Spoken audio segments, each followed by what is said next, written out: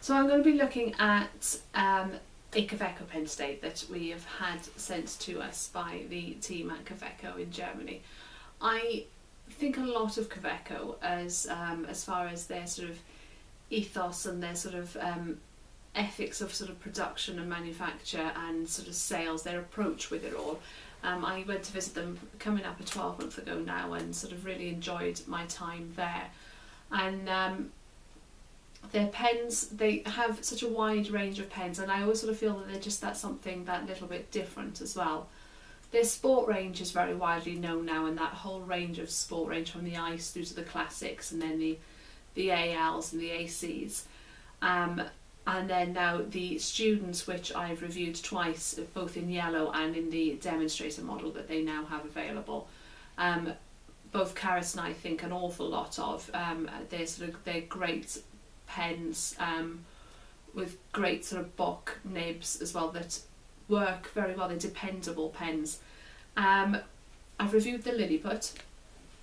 Didn't get on as well with the Liliput. I found it just far too small.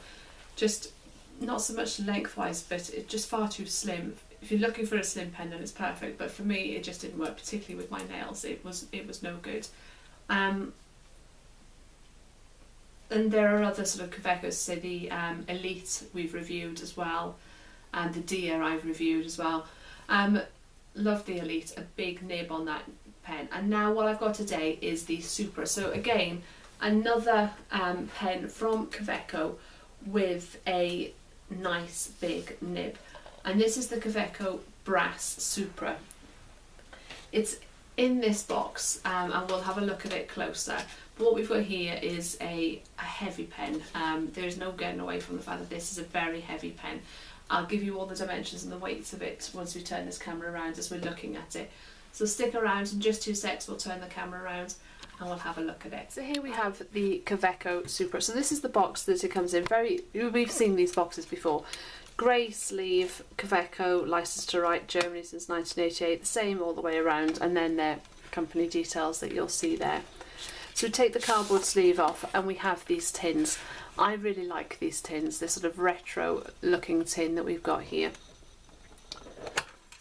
And here we have the Kaweco Supra inside. So let's move this out of the way and let's get a little closer so you can see. So dimensions wise, as I said, this is a heavy pen. This is 51 grams in weight and 42 grams without the cap. So not a huge amount of the weight is sitting in the cap, just, what's that, 9 grams of it is in the cap. So this is a very heavy pen. There is no hiding that fact. Dimensions wise, right, let's talk about it this way first and then I'll talk you through. So as you're looking at the pen now, this is 130 millimeters. Without the cap it's 124 millimeters and posted it's 163. So here we have it without the cap, and as I say, you can post it. You'll see here, see the threads are there for it to be posted on perfectly, but that makes a very long pen at 160, and I couldn't write like this. It's too heavy and it's too long like that. But without the cap, for me, it's a great weight and well balanced. So let's just put this back on to have a look at it in more detail. So it is a brass pen, and right at the top here we'll be able to see we have Kaweco Supra Germany printed on the side there. Right at the top here we have the Kaweco logo printed in here, and then there's nothing at the end other than these threads for where the cap goes. So this is where this pen gets interesting now. So this lid comes off, and then as well as this lid coming off, this comes out. So this uses, whilst we're looking at it, this uses cartridges, or you could use a converter. So if I just put that down as well at the moment, and then there's this extra piece here, because you'll be able to see there's this tiny little lip where it sits a little more proud than the rest, because obviously it has threads that it needs to sort of post onto. So then there's this extra little piece in the middle here, and this is fairly significant in sort of weight on its own. But if you take that piece out of the way, you can then reassemble this pen. So what we have here now is something that is pretty much similar to the Liliput, but a wider pen. So measurements now this way, we're looking at, with the cap as you're looking at this now, is 100 millimeters long. Without the cap it's 93 millimeters from the tip of the nib to the end here, and posted is 133. So then again, we've got these threads in place, so we can post that pen, and posted then we've got a pen that is pretty much the same size as the original without it being posted, and again well balanced. So if you want a little pocket pen to put in your bag or to put in your pocket, then this works. And if the Liliput was too slim for you, then this is a broader pen. So here, sort of at the grip section here, that this is 9 millimeters wide, so it's a much broader pen than the Liliput. And for me, I didn't expect to like this pen. I'll be brutally honest, I didn't expect to like this pen, but I'll tell you why once we have a look.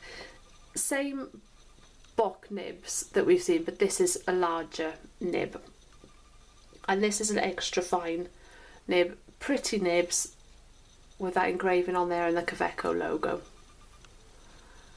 So you'll see from this that this brass isn't perfect. There's a mark here that sort of comes and goes depending on, and then you get this sort of discoloration from it. But this has come from using it. So this has come from sort of, you know, the sweat of my hands. This has come from maybe some creams that I've had on my hands, just sort of sitting around. But then if I polish it up, it all goes away and it's all great. But I don't want to polish it up, because what I like about this is the fact that it's taken on its own personality almost, and that's what I like about these sort of natural material pens, is that they're taking on their own personality from that. But going back to why I didn't think I'd like this pen, those of you who've sort of watched enough of my videos, you'll sort of know that I like a pretty looking pen. I like something that's quite decorative. I like bright colours. I tend to go for more celluloids pens, because they just, and the more lightweight pens, and this being as heavy as it is, and this being as dull, I suppose, but not, I don't mean that at all disrespectfully, but it, you know, it's dull looking because it's a, you know, it's a natural product that we have here. I didn't think it would be for me, but the fact that I've had this now for 2 weeks, and the fact that it's sort of already developing its own personality, and the way that it writes has made me love this pen. I didn't like the Liliput. I wasn't even a huge fan of the Brass Sport. I found that to be too heavy for the size of that pen and not as well balanced. But this I love, and the reason I like it as well is because of this large nib. I like, you know, I've come to find that I do like a bigger pen, and the weight in it makes it feel very, you know, so much more, so if you've got something more substantial in your hand, that you're using something that a lot of, you know, you can see that a lot of thought has gone into this, and I'm very, very pleased with it. It comes in, you know, it's versatile, so you could have it like I'm using it now as this small little pen, or as I use it mostly with this section in, but I don't post it, so, you know, one or the other. I'd love to see this in some other colours. I'd love to see this in a like a matte black finish. So Sebastian, if you're watching, a lovely matte black version of this, I'd love to see. It's very well balanced in the hand, and the grip section is a lovely size and width and length, so that your fingers stay in the right place very well, and it's the right length, either posted like this or unposted with this other section. So all that's left now is for just me to do a writing sample for you here. Right, so what we have here then, this is the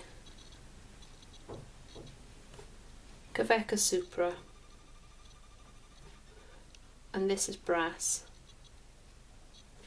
and this is an extra fine steel Bock nib. Ink, if you're interested, is Kaweco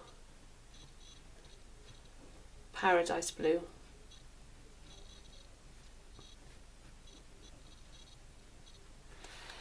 The nib is lovely, wonderfully smooth, haven't had an issue, I haven't had any skipping, no problems with it whatsoever, wrote brilliantly straight out of the box.